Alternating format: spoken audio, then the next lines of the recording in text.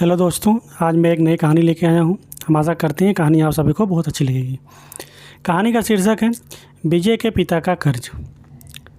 दोस्तों, यह कहानी है बिहार के एक गांव की, जिसमें विजय नाम का लड़का रहा करता था। बचपन से ही पढ़ाई में होशियार विजय अपने मम्मी पापा की आखिरी उम्मीद था।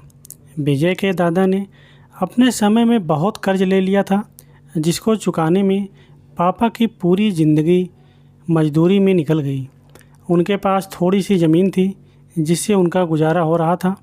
पापा की तबीयत मजदूरी करने से ख़राब रहती थी, पर पापा विजय को इस बात का एहसास नहीं होने देते थे। अमन को विजय को पढ़ाई में इतना होशियार देखकर उसके मम्मी पापा ने हर वह काम किया जिससे वह विजय को पढ़ा पाए। विजय की कॉलेज की पढ़ाई ख़त्म हो गई थी और वह एक छोटी सी नौकरी करने लगा, जिससे उसका खर्चा निकल जाता और साथ में वह कलेक्टर बनने की तैयारी भी कर रहा था। विजय अपने वक्त का एक मिनट भी फालतू नहीं गुजारता था। विजय ने पूरा समय पढ़ाई और नौकरी में ही लगा दिया।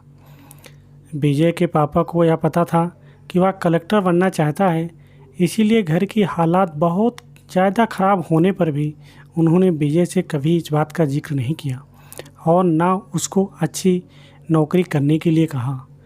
लगातार 2 साल तक विजय पास नहीं हो पाया। उसके बाद भी उसके पिता ने अपना घर और ज़मीन गिरवी रखकर विजय को आईएएस की कोचिंग ज्वाइन करवाई और उसकी नौकरी भी छुड़वा दी और केवल पढ़ाई करने को कहा। विजय के पापा हमेशा उससे कहा करते थे, बेटा, खेत और घर दोबारा आ जाएंगे, पर कलेक्टर दोबारा नहीं बना जा सकता। आज पूरे साल पढ़ाई करने के बाद विजय का रिजल्ट आ गया, जिसमें वह अच्छे नंबरों से निकल गया था। आज उसके पिता से ज़्यादा खुश कोई नहीं था। ऐसा लग रहा था जैसे विजय का सपना पूरा होने वाला है, पर भगवान को कुछ और ही मंजूर था। विजय का कल इंटरव्यू था और सुबह से उसके पापा की तबीयत खराब थी। विजय के पापा उसकी माँ से बार बार कह रहे थे कि विजय को मत बताना, और उस दिन देर रात उनकी मौत हो गई। जब एक माँ जिसकी गोद में उसका पति गुजर गया और वह अपने दर्द को भुलाकर अपने बेटे की ज़िंदगी के बारे में सोच रही थी, माँ ने पड़ोसियों तक को इस बात का एहसास नहीं होने दिया कि उसका पति अब नहीं रहा। पूरी रात ऐसे रोई कि आवाज़ भी न निकली। और सुबह विजय जब इंटरव्यू देने जाने लगा, तब माँ और पापा के आशीर्वाद के लिए उसने माँ को कॉल किया। माँ ने पूरी हिम्मत लगा दी अपना सच छुपाने के लिए और विजय को आशीर्वाद दिया। और जब विजय ने पापा से बात करने को कहा, तो माँ बोली, पापा अब तुमसे बात ही तब ही करेंगे, वह कलेक्टर से बात करेंगे। इतनी बात करके माँ ने फ़ोन रख दिया। विजय जब इंटरव्यू हो गया, तब उसे बताया गया कि उसके पिता की तबीयत खराब है, उसको तुरंत घर जाना चाहिए। विजय को एक पल नहीं लगा अपने पिता की हालात समझने में। घर पहुंचकर पिता के पैरों में गिरकर वह ज़ोर ज़ोर से रोने लगा और कहने लगा, पापा उठो, देखो मैं कलेक्टर बन गया। आज उसके पिता को वह खुशी मिली थी जिसका उनको वर्षों से इंतज़ार था, पर आज वह इस दुनिया में नहीं थे। भगवान विजय के पिता की ज़िंदगी में सुख लिखना ही भूल गए थे। पहले वह अपने पिता के कर्ज में ज़िंदगी भर मजदूरी करते रहे और फिर बेटे के सपनों में फिर और घर और ज़मीन गिरवी रखनी पड़ी। वह ज़िंदगी में कर्ज लेकर आए और कर्ज लेकर चले गए। विजय के पिता को भले ही ज़िंदगी में कुछ हासिल ना हुआ हो, पर वह अपने लड़के को इस काबिल बना गए कि वह अपने साथ पुश्तों को बैठे बैठे खिला पाए।